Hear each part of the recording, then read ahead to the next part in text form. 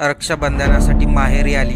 भावाला राखी बांधण्या अगोदरच या 25 वर्षीय विवाहित महिलेबरोबर अतिशय दुर्दैवी घटना घडली. उद्या रक्षाबंधनचा सण असल्यामुळे अनेक बहिणी आपल्या माहेरी जातात.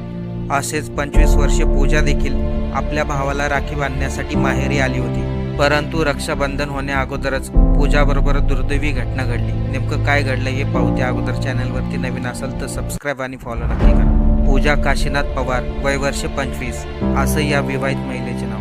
पूजाचे दौंड तालुक्यामध्ये सासर होते. 16 तारखेला ती आपल्या माहेरी जळगाव जिल्ह्यातील जामनेर इथे आली होती. रक्षाबंधन असल्यामुळे घरामध्ये आनंदाचं वातावरण होतं. बहीण घरी आल्यामुळे आई, वडील आणि भाऊ सर्व आनंदात होते. परंतु 17 तारखेच्या सकाळी रात्री झोपलेली पूजा सकाळी उठलीच नाही. तिला तात्काळ हॉस्पिटलमध्ये दाखल केले, परंतु डॉक्टरांनी तिला मृत घोषित केले. झोपेमध्ये असताना पूजाला सर्पदंश झाला, त्यामुळे तिचा त्याच्यामध्ये दुर्दैवी मृत्यू